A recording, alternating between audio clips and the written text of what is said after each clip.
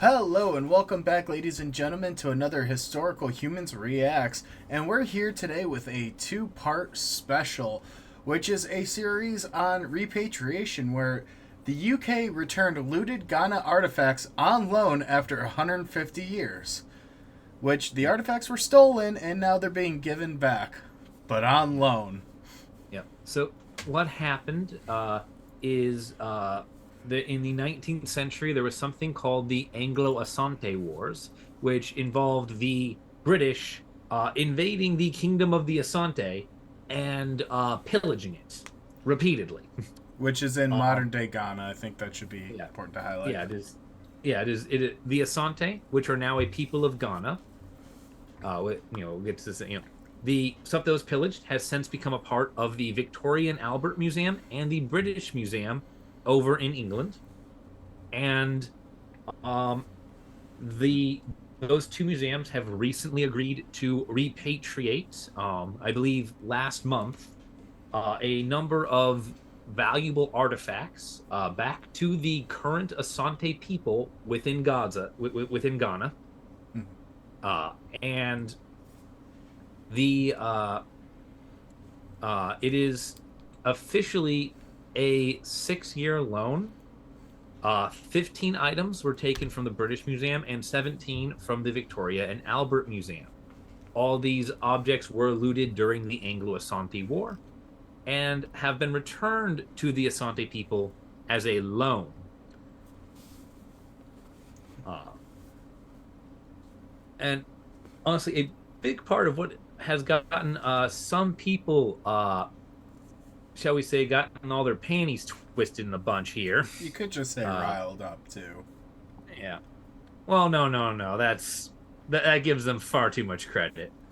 Is the fact that one of the things with this, repatriatory loan is the fact that there is little reason Ghana would have to actually give the artifacts back to the British museums uh, when the 6-year grace period is up, and that has greatly angered certain, shall we say, news writers. Yeah, but before we get to that, it's important to highlight that right now there's a huge trend in the collection space, both in Britain and even in the United States and all across the world, of repatriating artifacts to former colonized nations, former colonized areas. And it's a part of a mass wave where all sorts of other countries are also negotiating returns of thousands of artifacts from their former colonial powers. And what Cullum was edging around is a Yahoo op ed that popped up from the Telegraph where it talks. I think this is actually from the Telegraph itself, by the way, but it basically talks about looting Britain's museums is no way to right past wrongs. Yeah, yeah. Now everyone is entitled to their opinion, and I'd like to go through the opinions presented in this article one at a time, paragraph by paragraph, so we can kind of understand where they start to go wrong and where they get their misconceptions.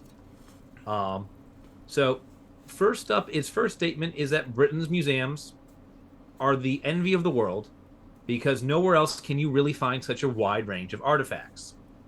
I will say, little boastful, but sure, that's fairly true. I can agree with that. Britain's museums are important. It continues that they're imprecious and that they should be zealously guarded. All good there, right? We should protect museums. I think I have a little issue with the zealously Yeah, guarded for our children remark, yeah, because you're not worried about preserving the artifacts, you're worried about maintaining them. Guarding and saving are two different things in my mind, because you're trying to protect them from destruction or you're trying to keep them so nobody else has them. yeah. Well, fair point. But like so far, so good. So far, this is workable, right?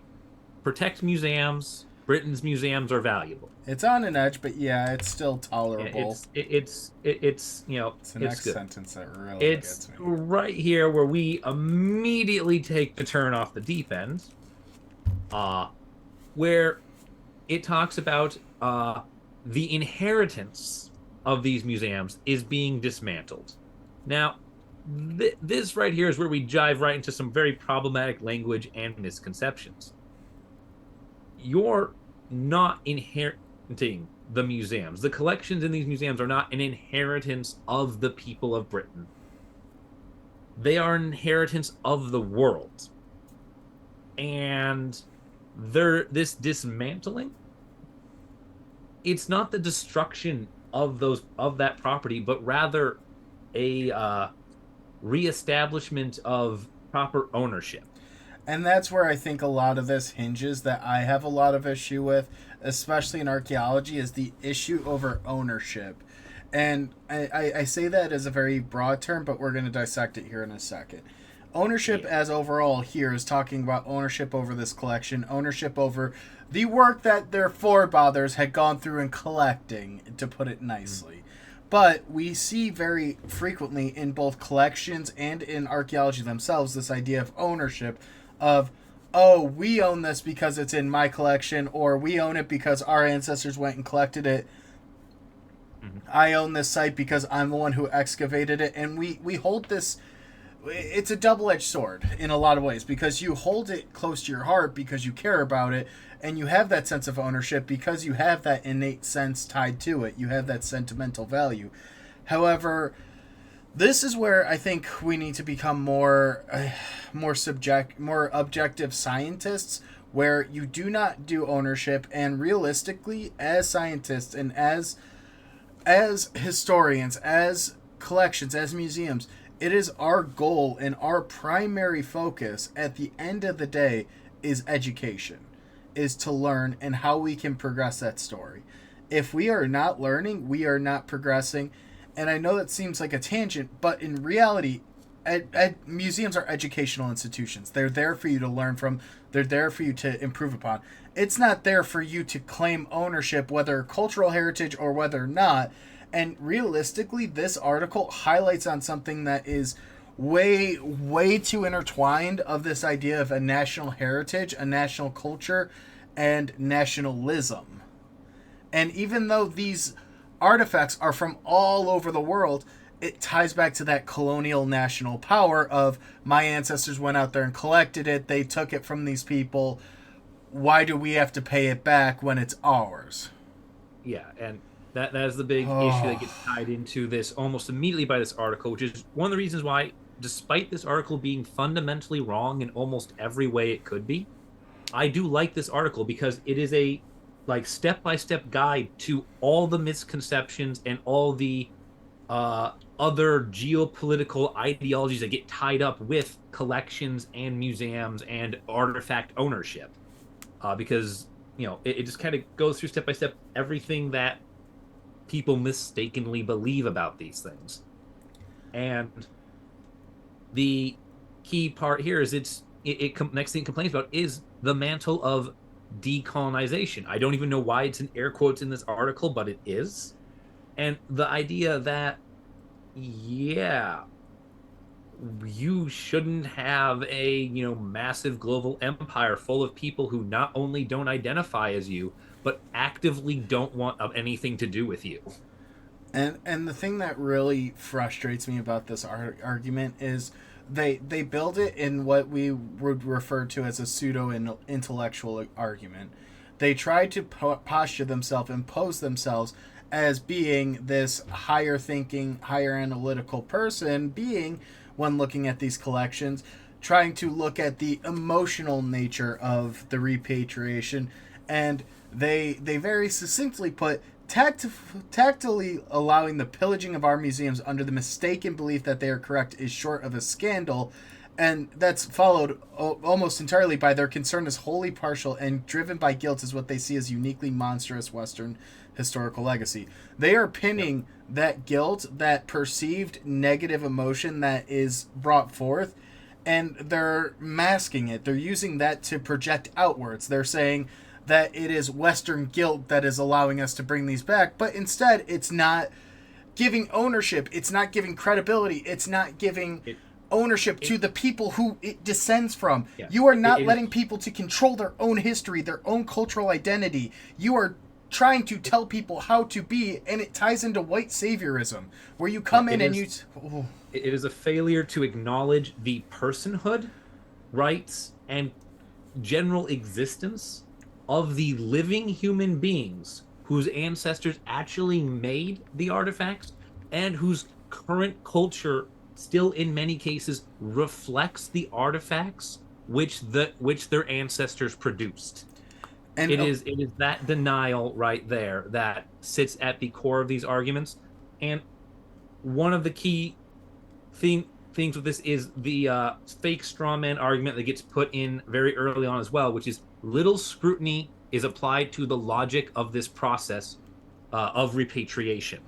That is wholly untrue. There is a great deal of debate and, shall we say, introspection involved in any act of repatriation, just by virtue of the fact that you have to actually look at what you have, figure out who it comes from, find who came from those people, and then get it to them. That alone is a process. And the article itself undercuts this argument that people are just irrationally throwing things out of museums because of some sort of, for lack of a better term, liberal guilt. And the thing with that, more than anything too, is this idea and this indignation that comes from this, where they try to posture it. And then another argument that they try to make very early on as well is the fact that they look at that there's no conflicts in these regions, that there's no this. But to your point, repatriation as a whole, it goes through so many different levels of review, so many different layers of scrutiny. Like you said, they have to have direct lineage. They have to find their origination. And a lot of times the collections are orphaned. We don't have that information, especially in the periods that it comes from. A lot of times, especially with the British Museum, it was soldiers traveling, and they would take it as trophies. And then by the time they got back to the islands, that's when Queen Victoria was like, yes, that would look great in the Victoria and Albert Museum.